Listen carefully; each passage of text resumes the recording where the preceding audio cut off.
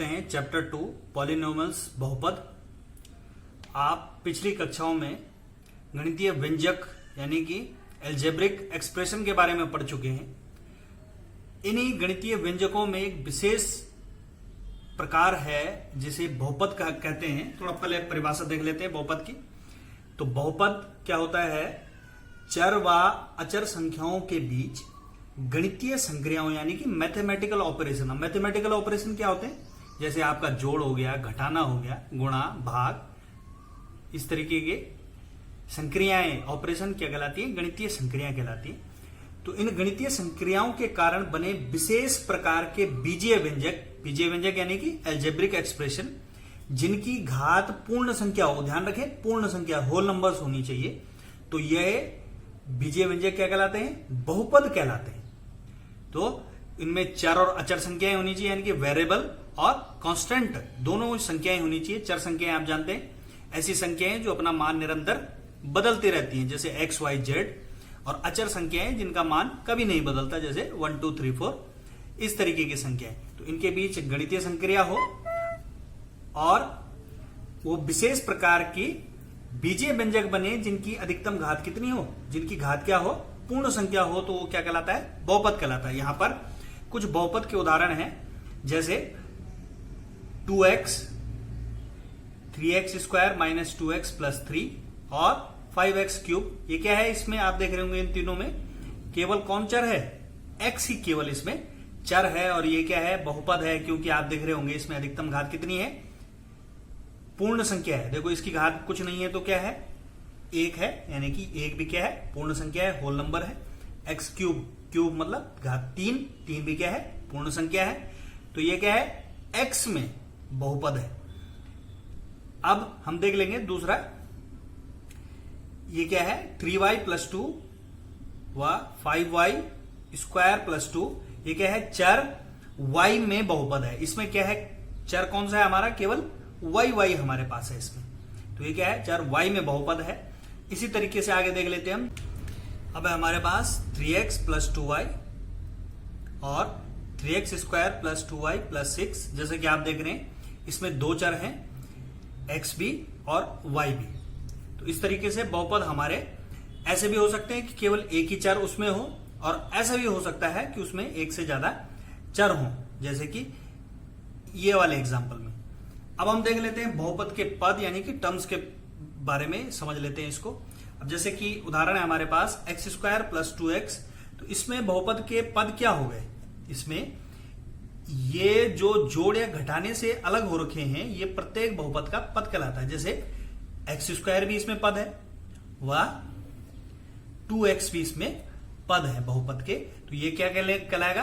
पद कहलाएगा, टर्म्स कहलाएगा ये बहुपद का। इसी तरीके से इसमें ये 5x स्क्वायर भी बहुपद का पद होगा, ये भी और ये भी। तो यानी कि 5x स्क्वायर 3x व 2 बहुपद के पद है।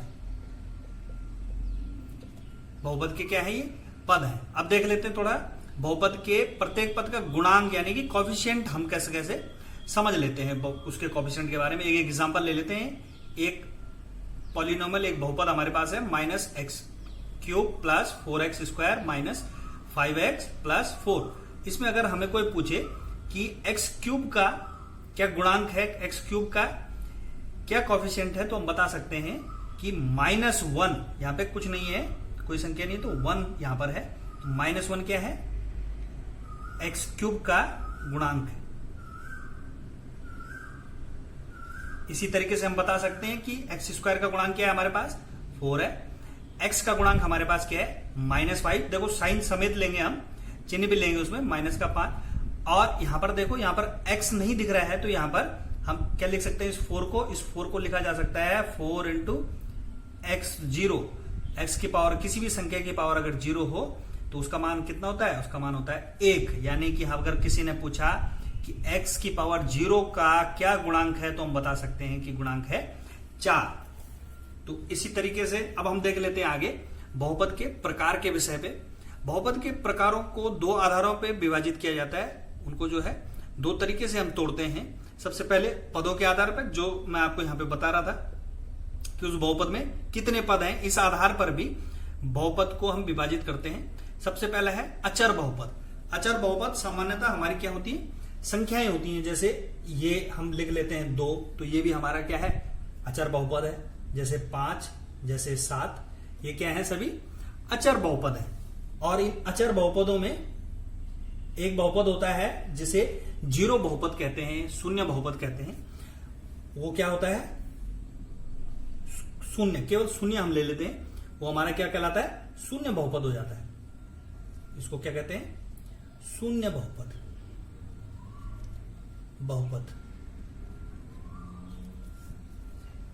शून्य बहुपद की घात हमें परिभाषित नहीं होती, जबकि इन सभी की घात क्या होगी, x की पावर 0, तो यानी कि इसमें चर की घात क्या होगी, शून्य हो जाएगी। अब देख लेते हैं एक पदीय बहुपद।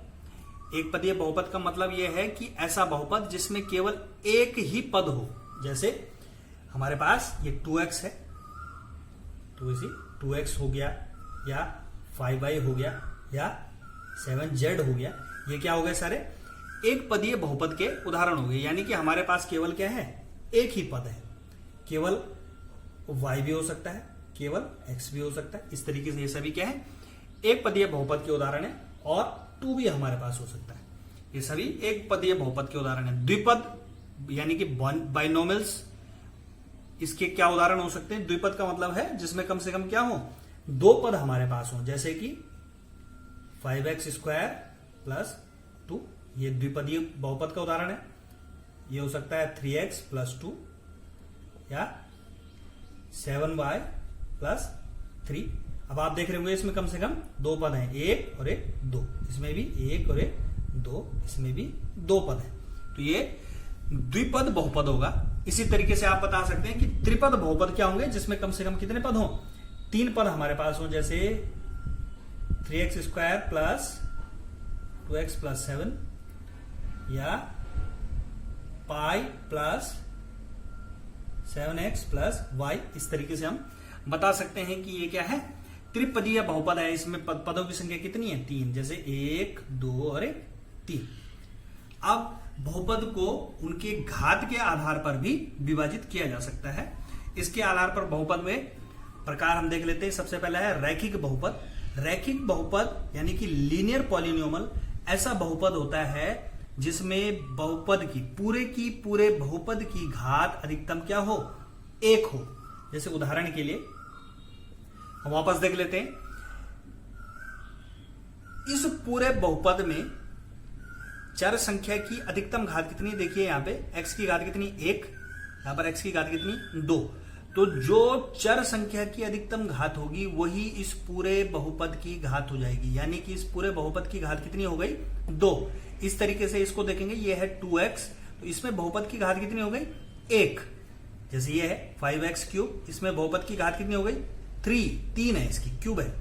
इसी तरीके से यह वाला भी देख लेते हैं। इसमें बहुपद की घात कितनी होगी, y की घात क्या है, 1, तो वही इसकी पूरे की पूरे बहुपद की घात हो जाएगी। इसी तरीके से इसमें यह 5y² + 2, यानी कि y की घात कितनी है, 2, तो इसमें पूरे बहुपद की घात कितनी हो जाएगी, 2। तो हम आसानी से इसको बता सकते हैं कि इस बहुपद की घात क्या होगी। इसी आधार पर हम बहुपदों को रैखिक बहुपद, द्विघात बहुपद और त्रिघात बहुपद और इससे अधिक घातीय बहुपदों के रूप में विभाजित करते हैं। सबसे पहले देख लेते हैं रैखिक बहुपद। तो ऐसा बहुपद जिसकी अधिकतम घात 1 हो। जैसे उदाहरण के लिए हम लिख लें 7y + 8, या 9x + 5। आप देख रहे होंगे ये y में बहुपद है, ये x में बहुपद है, लेकिन इसकी भी अधिकतम घात हो, चर की घात कितनी है, 1, और इसकी भी अधिकतम घात कितनी है, 1। तो यानी कि ये भी क्या है, रैखिक बहुपद यानी कि लीनियर पॉलिनोमियल है, और ये भी क्या है, लीनियर पॉलिनोमियल है। इसी तरीके से आप और उदाहरण भी ले सकते हैं। इसमें पदों की संख्या कितनी है, 2 है, इसमें भी पदों की संख्या 2 है, और ये क्या है, रैखिक बहुपद है। इसी तरीके से हम देखते हैं द्विघात बहुपद। जैसे कि नाम से भी समझ में आ रहा है, क्वाड्रेटिक पॉलिनोमियल ऐसा बहुपद जिसकी अधिकतम घात कितनी हो, 2 हो। जैसे उदाहरण के लिए हमारे पास है 9x² + 2x + 3, या 5y²। तो इसमें देखेंगे हम इस बहुपद में x की अधिकतम घात, x की मैक्सिमम पावर कितनी है? 2 है। इसकी कितनी है? 1। तो मैक्सिमम पावर कितनी है? 2। तो इस पूरे बहुपद की घात क्या हो जाएगी? 2। तो ये कैसा है? ये द्विघातीय बहुपद हो गया। इसी तरीके से यह वाला देखेंगे, इसमें y की मैक्सिमम पावर कितनी? 2, यानी कि ये भी क्या हो गया? द्विघातीय बहुपद हो गया। अब देख लेते हैं एक्सरसाइज 2.1 का पहला क्वेश्चन। इसमें लिखा हुआ है निम्नलिखित व्यंजकों में कौन कौन एक चर में बहुपद हैं और कौन कौन नहीं है, कारण सहित उत्तर दीजिए। तो इसमें पहला सवाल है 4x square minus 3x plus 7। जैसे कि आपको दिख रहा है कि पूरा का पूरा बहुपद एक ही चर यानी कि x में है, तो यह एक चर में बहुपद है और इसका कारण दिया जा सकता है कि यह बहुपद केवल x चर में है। इसी तरीके से दूसरा, इसमें केवल एक ही चर है, केवल y चर है इसमें, इसलिए यह भी एक चर में बहुपद है और इसका कारण दिया जा सकता है कि यह बहुपद y में चर है, इसलिए यह एक चर में बहुपद है। अब देख लेते हैं इसमें तीसरा। तो ये t में एक जो है व्यंजक दे रखा है हमें, इसको सही तरीके से लिख लें हम तो क्या लिखा जा सकता है? इसको 3t √t है तो इसको लिखा जा सकता है t की पावर 1/2 प्लस √2 इंटू t। इस बहुपद में चर की घात कितनी है? पूर्ण संख्या नहीं है, 1/2 है, यानी कि ये क्या है? होल नंबर नहीं है, इस वजह से ये क्या है? बहुपद नहीं है। आप कह सकते हैं कि क्या है? बहुपद नहीं है। अब देख लेते हैं इसमें फोर्थ, ये है y प्लस 2/y। इसको भी अगर हम सही तरीके से लिखें तो ये क्या हो जाएगा? इसको लिखा जा सकता है y प्लस 2 इंटू इस y को 1/y को ऊपर ले आते हैं तो इसकी जो पावर है वो क्या हो जाएगी? -1। तो आप देख रहे हैं कि इसमें y की पावर क्या है? माइनस है, नेगेटिव है। और बहुपद के लिए हमें क्या चाहिए? उसमें पावर कितनी होनी चाहिए? पूर्ण संख्या होनी चाहिए। पूर्ण संख्याएं क्या होती हैं? जो 0 से शुरू हो और सारी पॉजिटिव नंबर्स। तो ये नेगेटिव है, इसलिए यह भी क्या नहीं है? यह भी बहुपद नहीं है। अब देख लेते हैं इसका पांचवा, ये है x की पावर 10 प्लस y की पावर 3 प्लस t की पावर 50। तो जैसे कि आप देख रहे हैं कि यह बहुपद है, पर लेकिन इसमें चरों की संख्या कितनी है? 1, 2 और 3। तो इसमें 3 चर हैं, तो यह 3 चरों में बहुपद है। इसका मतलब यह एक चर में बहुपद नहीं है। देख लेते हैं इसका क्वेश्चन नंबर 2। इसमें लिखा है कि निम्नलिखित में से प्रत्येक में एक्स स्क्वायर का गुणांक यानी कि एक्स स्क्वायर का कोफिशिएंट हमने लिखना है। तो इसमें एक्स स्क्वायर ये है, इसका कोफिशिएंट कुछ नहीं लिखा हुआ तो क्या है? 1 है। तो आप लिख सकते हैं एक्स स्क्वायर का गुणांक क्या हो गया? 1, पॉजिटिव 1। इसी तरीके से इसमें भी एक्स स्क्वायर का गुणांक क्या हो जाएगा? यहां पे माइनस साइन है, संख्या कुछ नहीं है तो क्या होगा? माइनस का 1 हो जाएगा। इसमें देख लेते हैं, इसमें एक्स स्क्वायर का गुणांक क्या है? π/2। तो एक्स स्क्वायर का गुणांक क्या हो गया? π/2। इसी तरीके से इसमें एक्स स्क्वायर ही नहीं है तो एक्स स्क्वायर इसमें बनाया जा सकता है। कैसे लिख सकते हैं हम लिख सकते हैं 0 into x square plus √2x minus 1। तो आप बता सकते हैं कि एक्स स्क्वायर का गुणांक क्या है? एक्स स्क्वायर का गुणांक 0 है हमारा। नंबर 3, 35 घात का द्विपद व 100 घात के एक पदी का एक उदाहरण लिखना है। तो हम लिख सकते हैं, तो 35 घात का द्विपद चाहिए, कम से कम इसमें कितने पद होने चाहिए? 2 पद होने चाहिए। तो हम लिख सकते हैं इसको x की पावर 35 प्लस 7, और भी लिखा जा सकता है जैसे y की पावर 35 प्लस 2y। तो ये भी क्या है? 35 की घात y की पावर कितनी है? 35 है, और ये क्या है? द्विपद है, 1 और 2। ये भी क्या है? x की पावर 35 प्लस 7, ये भी क्या है? द्विपद का उदाहरण है, द्विपद के उदाहरण है। अब देख लेते हैं एक पदी के उदाहरण 100 घात का एक पदी,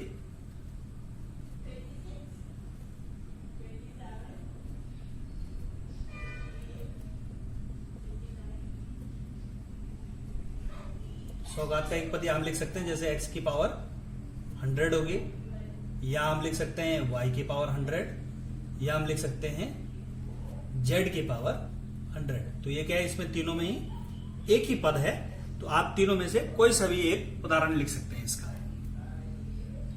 अब देख लेते हैं क्वेश्चन नंबर 4। इसमें पूछा है निम्नलिखित बहुपदों में से प्रत्येक बहुपद की घात हमें लिखनी है। तो मैं बता चुका हूं कि किसी बहुपद में दिए हुए चर की अधिकतम घात ही उस बहुपद की घात होती है। अगर वो एक चर में दे रखा है तो देखें आप, ये है 5x³ plus 4x² plus 7x, तो इसमें चर की अधिकतम घात कितनी है, x की 3 है, तो यही बहुपद की घात हो जाएगी। तो बहुपद की घात क्या होगी,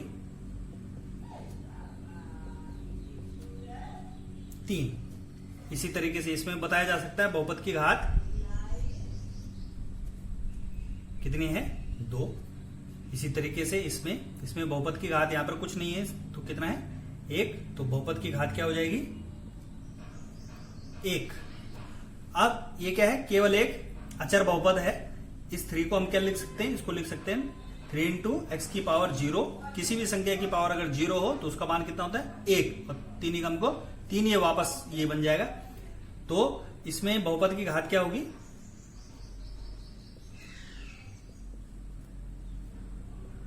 बहुपद की घात कितनी होगी, x की पावर 0, यानी कि 0 इस बहुपद की घात होगी। इस तरीके से 4th क्वेश्चन हो गया। अब हम देख लेते हैं एक्सरसाइज 2.1 का 5वां क्वेश्चन। इसमें पूछा हुआ है निम्नलिखित बहुपद में से रैखिक द्विघात और त्रिघात बहुपद हमने बताने हैं। तो पहला इसमें सवाल है, इसमें देख रहे हैं आप कि इसमें बहुपद की अधिकतम घात कितनी है, 2 है, तो यानी कि ये क्या है, द्विघातीय बहुपद है। ये क्या है, द्विघाती।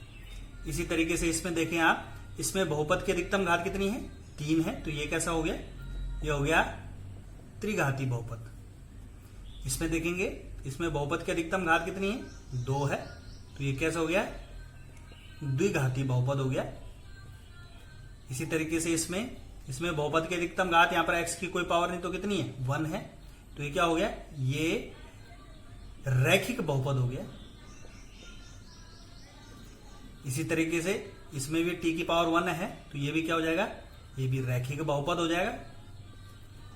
आप देख रहे होंगे इसमें ये केवल r² है, r की पावर कितनी है, 2 है, एक पदीय है, लेकिन ये क्या है, द्विघाती बहुपद है। और ये भी क्या है, द्विघाती बहुपद है। इसी तरीके से आपकी प्रश्नावली 1.2.1 समाप्त हो गई।